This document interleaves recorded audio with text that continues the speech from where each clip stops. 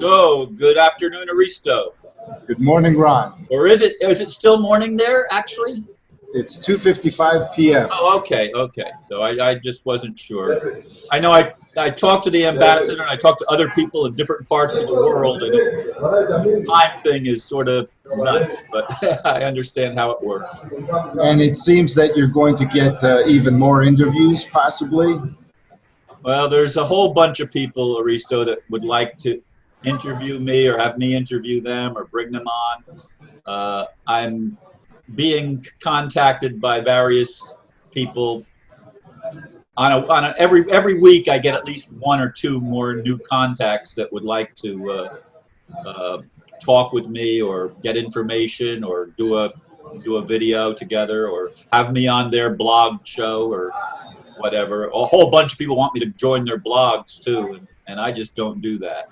I mean, yeah. I know you're on some blogs, but not really, just very, very few. Mostly personal contacts these days. Yeah. I kind of withdrew from all that. Okay. So where do you want to go? Well, let's talk about the metaphysical underpinnings of world events. This has basically been a topic of discussion in your videos with me since the beginning. Many people and the nature of your site, the nature of the New Age type, the alternative spirituality connected to the alternative media and controversial information. It's very difficult to just say, okay, let's be square and rational, normal matrix, mainstream media mindset. You have to go outside of the you have to go outside of the box. And the question is, how do you go outside of the box so you don't stumble and fall into an even deeper box? And just taking in everybody's information, we know there's a lot of disinformation and misinformation out there. People can make up stories and there is no proof for anything. The proof in the pudding, the problem with that is that by the time the pudding is served, it can be too late. Of course, it really is never too late, but the operant factor is that whatever factions there are out there, for one reason or another, they require public support.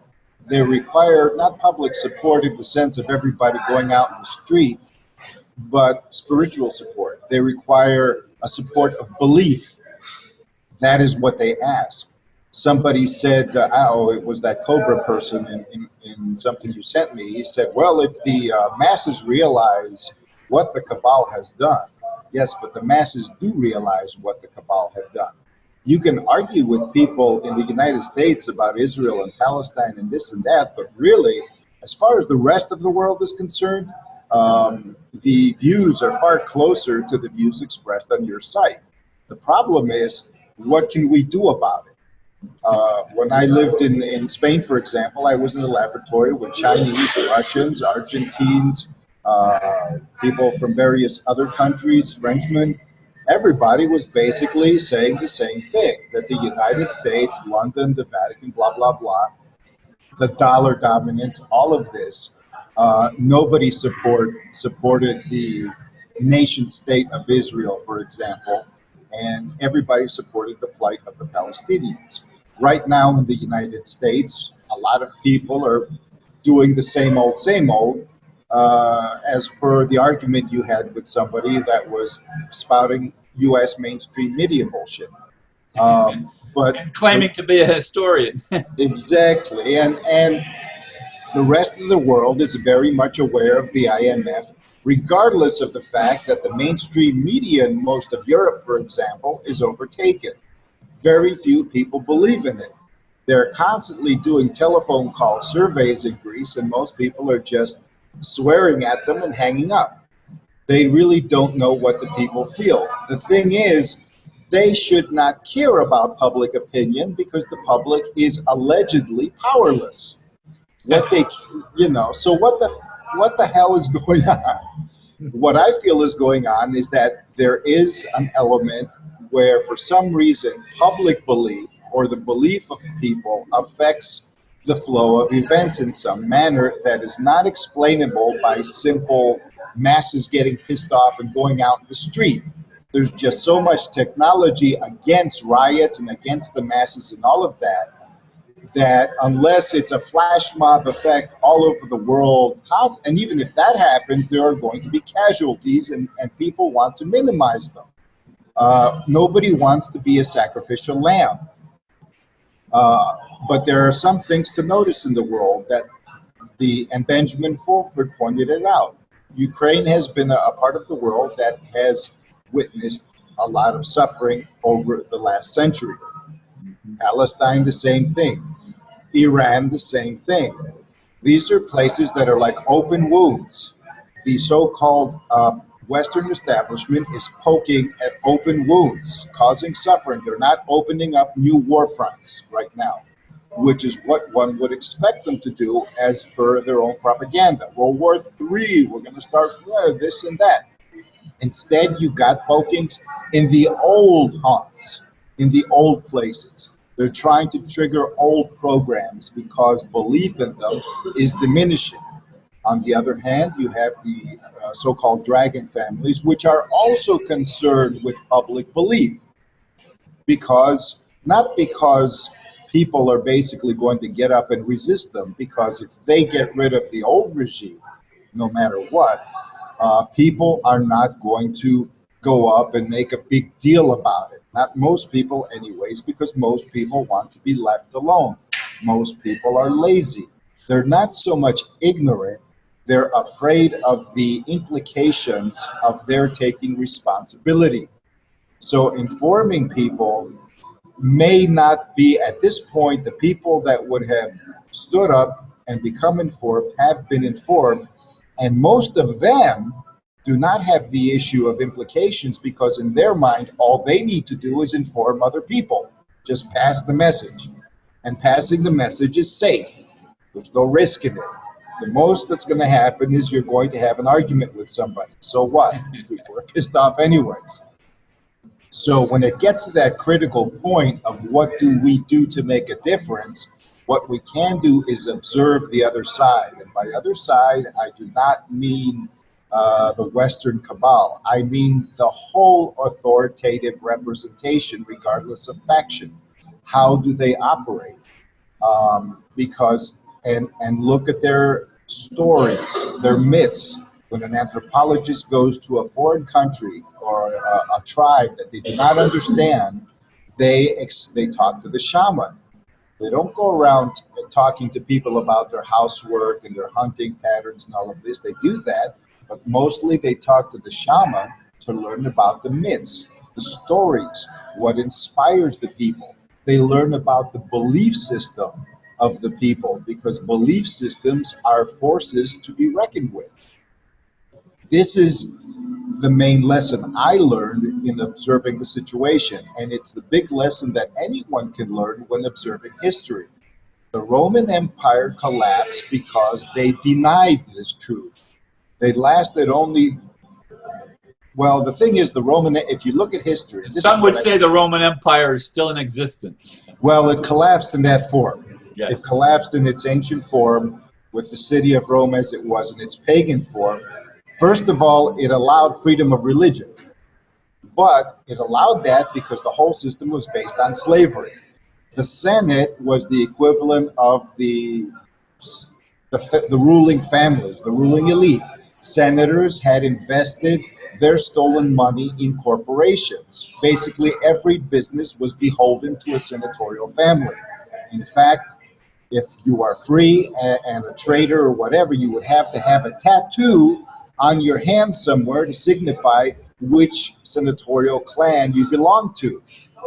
Otherwise, you are a slave. This is where the concept of the 666 on the hand or the forehead came from. Because back in those days, this was going on, and the person that wrote the Apocalypse of John was familiar with the trends of the times, and according to many modern interpretations, incorporated them in the writing of that book. In many ways, this book is about probable futures, because history repeats itself, it was also part of what was going on during the day. The numerology of the name of the Emperor Nero is 666. However, the numerology of the Greek rendition of Jesus of Nazareth is also 666. Jesus Nazareos. If you take that, use the Greek numerology, it comes out 666. So it's really funny because there are some Hebrew interpreters that say, look, Jesus is the beast because he dared blaspheme and say he was the Son of God. For a Jew to say they're the Son of God and proclaim them, even though Jesus never said I am God or anything like that in the literal sense, they interpret it that way, and this is utmost blasphemy. So the Christ and the Antichrist, even in biblical and numerology connotations, are one and the same, or two sides of the same coin. So when you say 666 is the mark of the avatar, you are very much correct. It is the mark, however, of authority, true authority, because authority is not there to tell you what to do. Authority is there to mitigate your relationship with some other aspect of society in order for things to flow smoothly. It's called management. It's called coordination. It's called diplomacy. Taking responsibility. Yes, but the authoritative individual is a representation of facilitation. They do not dominate. They do not subvert. They do not control. They do not call the shots. They facilitate. This is what Chinese governance instead of government. Exactly, and not even governments. It's essentially the facilitation of sovereignty in humanity, of natural sovereignty, the facilitation of common law. Common law does not work when somebody is over the head of human beings telling them what to do. Yeah.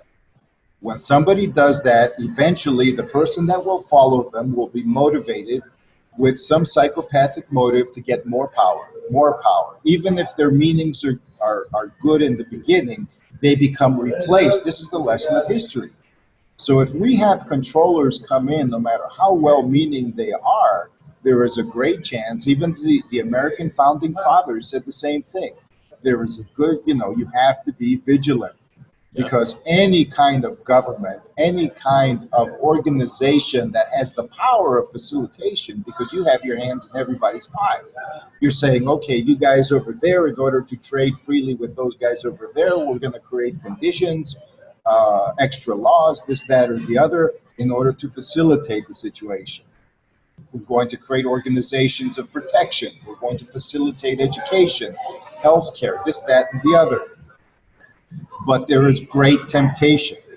This is one reason why inner work needs to take on social ramifications at some point without becoming another authoritative structure. In fact, the birth of religion was originally intended to take inner work from the individual and expand it into a social context.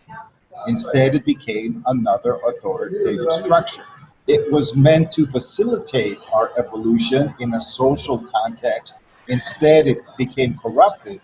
The Roman Empire fell because you cannot enslave people indefinitely. You will either have to destroy them, as the Western psychopaths plan to do, or else you will have to fool them in a different way. You will have to reprogram them. And this only works for a time. Again, the Roman Empire only lasted, the empire itself lasted from about 30 BC to 300 AD. It was only 350 years or so. That's not a long time in historical terms. The Eastern Roman Empire, Constantine went to Constantinople, and essentially, there was another thing Cobra said, that the Islam was some Vatican plot or whatever. I've read that in lots of places, that actually the Vatican is involved, it has its fingers in all the world religions. Well, this is bullshit. Because Christianity has Protestantism with all its many factions, Catholicism, and Eastern Orthodoxy. Nobody really mentions what the role of Eastern Orthodoxy is in the world. The Russians, for example, are Eastern Orthodox. Yes, that's a big-ass faction. Now, Mohammed was tutored by a Byzantine monk. He was a merchant and he knew a Byzantine monk who was his mentor. This Byzantine monk was a heretic. That he left Byzantium and went to Syria and down into Arabia because they were going to kill him. So he had his views, and through these discussions, according to some, Muhammad developed many of his ideas that eventually became revelations, etc., etc. So you might say, yes, Islam evolved out of Christianity, but it was not according to the historic context. What did Rome? Rome back in 600 AD was nothing. It was a pigsty. It was just a farm. Farm animals lived there, and a bunch of people with ragged togas. They had nothing. There were the Merovingian kings who were trying to deal with the Jews, not the Christians, to marry into some alleged bloodline of Jesus and go convince the other Europeans that they were divine descendants. And then everybody else picked up with that. So the thing is, if you look at it metaphysically, if you look at it through astrological theory, for example, through the precession of the equinoxes, like Santos Bonanche often mentions, you notice that we move from the age of Aries, which is essentially the age of militant dominance, as the old Roman Empire was, into the age of Pisces, which is not necessarily the age of love. This is completely misinterpreted, nor the age of Christianity. It is the age of collectivist ideology, because Pisces represents the fishes in the sea, the many fishes of the collective of humanity in the ocean of human society and life. And they all move together, turn together. I mean, Well, that's the artificial school thing. of fish. If they do, but the Pisces has two fishes moving in opposite directions. Okay. So basically, it's the natural disparity in the human collective. So authoritarians came in and realized, and these people knew astrology, and they also had many consultants who were astrologers and all of this. And they realized eventually, consciously or not, that because the Roman Empire was collapsing 200 years before it really collapsed. And the reason was Christianity, but many, many other religions, Hermetic alchemy, for example, were beginning to fire the people up into dangerous predispositions. They wiped out Israel, they wiped out Jerusalem twice, created the diaspora because the Jews had an ideology, and that ideology could not be overcome by Roman might unless they were completely decimated. So the Romans themselves took up the idea and said, look, if it works for them, we can't oppress them. The only thing we can do is take our own ideology and convince everybody that we're the ones who are in charge by divine law, as had occurred in ancient times. And it worked. They got the people to burn down all of the big libraries, to destroy all of the old philosophical schools. All the ancient wisdom was lost. They got the people to shoot themselves in the head, all based on the idea that all of these educated people were actually the old establishment, scapegoating. This is what is occurring today. Now, so if we learn from the past and the patterns of the past, and we have this archetypal symbolism that may not make complete sense rationally in our matrix mindset, but we notice there are a lot of things going on that are outside of the box, to the point that many sneaky people are trying to define the territory outside of the box for us and fool us in the process. So we have to be very careful and take everything with a grain of salt, but as circumstantial evidence, as I said. So the age of Pisces is not over yet, but before you really move into the next age, it's going to take about 500 years. But in the meantime, there's a transition of about 200 years where things are going to be noticeably shifted. It doesn't, what we're going through now is a specific shift that's much, much shorter. That is the beginning of a grand cycle, of a 26,000 year cycle, because of the galactic alignments and the planes and all of that. The Earth's equatorial plane, the galactic plane, because this places the planets and humanity in a confluence of energy, of activating electromagnetic energy. It fires up our nervous system. It reflects off of the planets that have been known to be called archons. So when people go around talking about the evil archons, they're talking about our solar system, the spiritual underpinnings of our solar system. The Christians and the Gnostics wanted to divorce themselves from the material plane, which they considered to be evil. So these natural forces were demonized.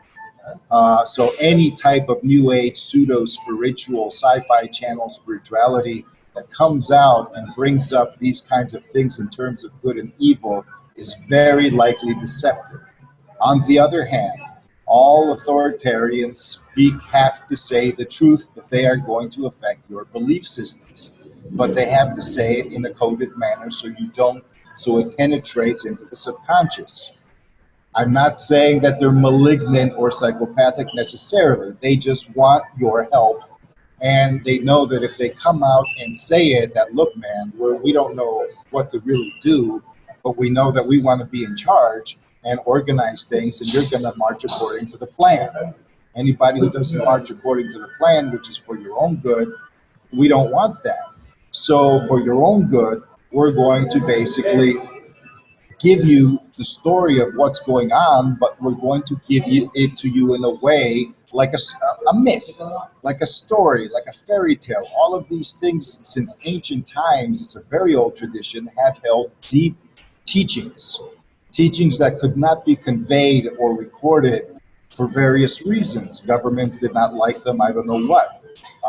But this is an essential way that many people versed, because these authoritarians, the good ones, the bad ones, however you want to call them, are versed in human history more than most people are. They're versed in human culture. They're versed in anthropology, an anthropological style of thinking, of relating to things. So they understand archetypal thinking to a good degree. So when you read things from, for example, Cobra, resist for a while the temptation to take them absolutely literally, no matter what anybody says about, yes, that is real. I've shook hands with them. They have a fancy suit right out of Lost in Space or whatever. They're like this, they have an insignia. They talk to their communicator. I don't know what. If you go back to the Middle Ages, to ancient times, many people would talk the same way about their gods, the same way about angels, but none of these may have any physical encounters. They have other encounters. There are many levels of encounter that may seem physical, or there's an encounter that's indirect. For example, the signs and portents, the way the birds move. You encounter a friend. Abraham, for example, encountered 3 angels. Who were they? Were they 3 people that were channeling angels? Was it a dream time type of thing? Apparently, it was a very real experience. These were messengers from God, but nobody said they were spirits or that they had wings and all of that. So, or even if the Bible tells you, well, he was there and then he disappeared, well, perhaps the influence disappeared. There's many, many ways of reading these things. I know it's much easier to take everything literally and just, process with as little mental energy as possible. But, that's the thing. We are putting ourselves in the position of being told what to do, even if, it's for our own good, because we're lazy, and in the sense of our very perception. We're lazy in the sense of our belief. The age of Pisces, every age, for example, people don't just do things. They move into this age because there are alleged rewards. What's the reward of following the crowd? Not doing anything, not having to think anything, basically minimizing your energy and having the illusion that makes you free and that you can live life as you want because you don't have to deal with any kind of bullshit, which is a lie. For the same reason that in the age of Aries, everybody went out and did battles and all of this because they thought it was going to give them glory and power, and that was good. The age of Aquarius is very different, and this transition is not going to come overnight. The good news for me might be that, well, okay, so these other good guys come in, so to speak. They're still human. They need to keep belief ongoing. Otherwise, their solution, the only rational solution, if you have an agenda of control, is to follow the program of the psychopaths. Because no new ideology is going to keep people in check. The age of Pisces is ending. Just like the Roman Empire could not keep people in check by military force alone, the same thing. So what is the age of Aquarius? The age of Aquarius is the control of the life force. It begins at 555, which is the center of the number line. 1 to 5, 5 is the middle, between 1 and 9. You said it yourself. So it's the pivot point. If you can master 555, you can enter into 666, which is true authority. Authority over a collective, but not over a collective. Basically, the true nature of authority is to facilitate the collective's freedom, because then it's not service in the sense of sacrificing yourself. It's service in the sense, it's an investment in the fact that if your life force facilitates collective freedom will facilitate your evolution and fulfillment. Things will occur in such a way that could not have occurred before that will lead you toward fulfillment with full collective support. This is something people with a controlling mindset do not understand, and I believe it is their karma to learn. So we look at all of these stories about ETs and super soldiers and chimeras and solar archons and I don't know what, and we notice that we have a macrocosm of events above the planet that reflect the historic 3D effects on the planet. You basically have the same forces interacting, duking it out, doing whatever. The same plot lines are occurring on a different level, which in my opinion is a more archetypal level. And so if we look at it that way, we don't need to go there and wonder, so what are the names of these people? How many bankers have been actually beamed up to the mothership? Who cares? What does that even mean? I mean, to the common person when you do that, you can easily create a divisive rift between people who cannot relate in that manner and people who only relate in that manner, and who often relate in that manner because it's a nice story that can help them escape from all the other stuff. Instead of actually, the only way for me to reconcile it to the satisfaction mostly of the guy who's in 3D, I mean, at least the guy in 3D has their senses confirming what the hell is going on. I mean, the other person is working on what? How many people have actually had some kind of even circumstantial validation of these things? So the escape to 5D, is that what you're talking about? That too, yeah, that's part of it. The 5D is the realm where all of these ET things are actually happening. And 5D does not necessarily mean paradise. It means multiple probabilities. It means timelines. We're talking of a slightly more rarefied event structure, a slightly more rarefied reality frame. You see, let me get into timelines now, but first let me just say that the age of Aquarius is the age of mastering your life force. And mastering your life force means you are responsible for what you believe in. That is fundamental. Nobody else is responsible. Even if they fool you, you are still responsible for what you believe in. The implications of your beliefs are going to fall on your head. Everybody else is the same way. We protect children because even though they are technically, you can't put that responsibility on them without protection, the same rule applies, because they're innocent, and in the world of psychopaths, they become victims. And this is emphasized again and again. Innocence is being trampled, so there's no basis of meaning. We all lose hope. Without innocence within us, there is no hope. There is no reference of purity, of meaning, and thus we just get dragged along. We're zombies. All of these things are done because of a certain hatred and a mistrust of life itself. Thus, if you take psychopaths into custody, off planet, wherever you take them, re-education is not going to work. The problem is not a matter of ignorance in the mind for a psychopath. It is a disease only in terms of healing.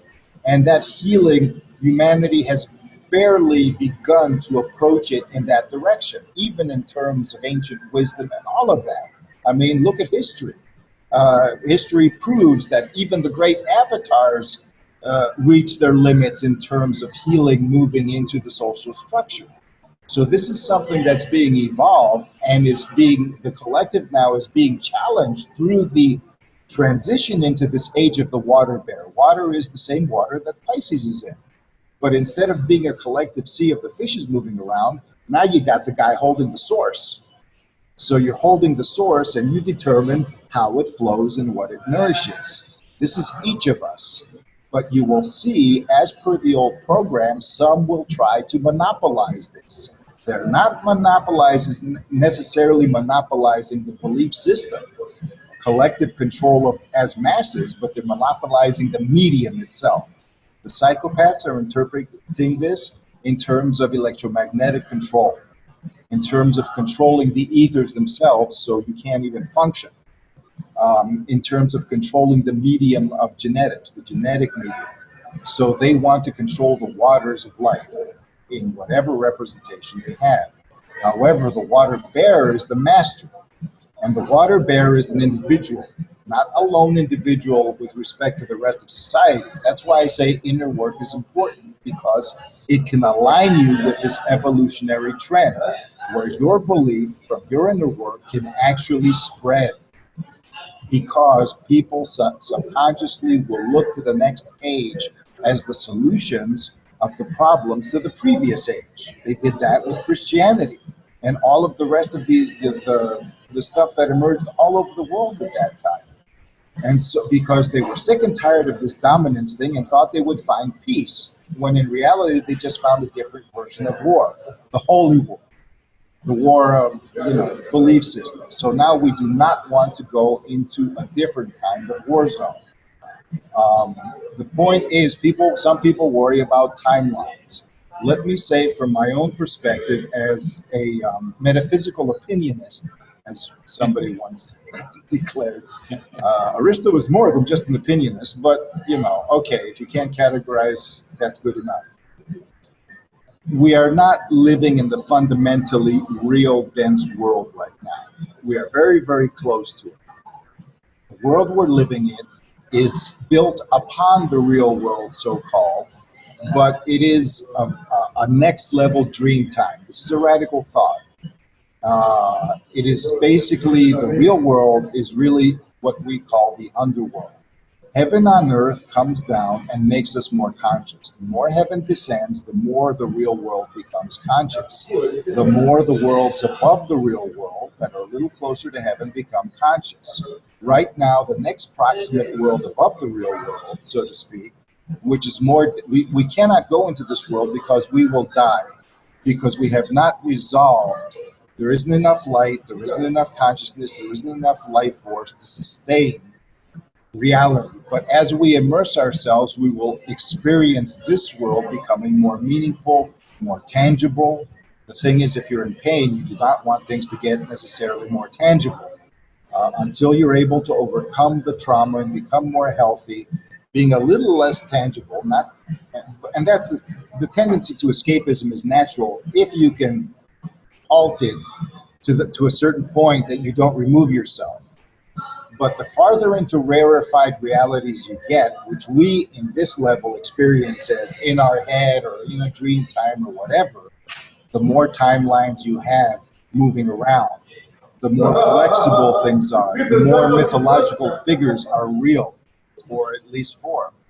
The real world is meant to be like that. All of the beauty of the heavenly realms is meant to be in the real world, which is a felt experience, a much deeper felt experience.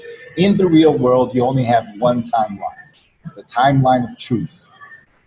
The timeline of truth right now is that we cannot face it. So we are in a step above that has basically two timelines, two extreme timelines. The one that takes us to the timeline of truth, and the one that takes us away from the timeline of truth. The one that takes us away from the timeline of truth diverges again into two sides. One of them goes into hell. That makes us think that we're more dense. Oh, the earth is hell. The other one goes off into 5D. So both of these are escapist. All of these multiple timelines and alternate Earths are in more rarefied reality frames. That those who are from those frames that can occupy human beings to the point that the human being can physically look different than human in our perception. And I don't know what else is going on there, but things that defy what you might call common logic are originally, that's why Bashar, Bashar says many things that in my opinion are not realistic.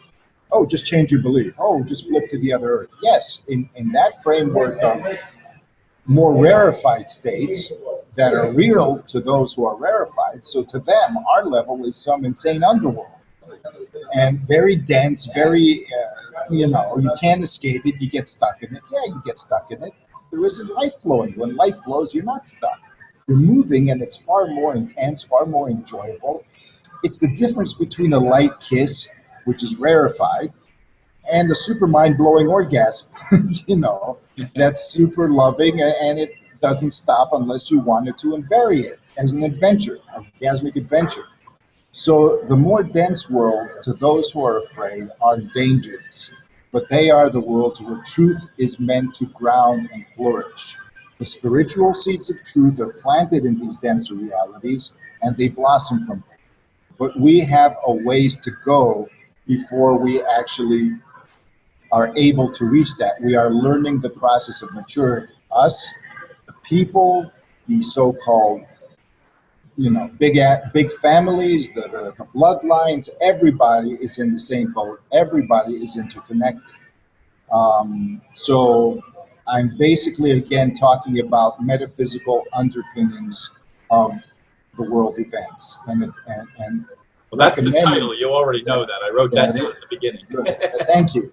That is the title. And I say this because people might wonder, where's he going with this? Well, the topic is so, broad that you would have to talk for hours to really connect everything. But this is just a kind of introduction to bring a certain alternate perspective of all the things that have been said and all the different viewpoints and the frameworks.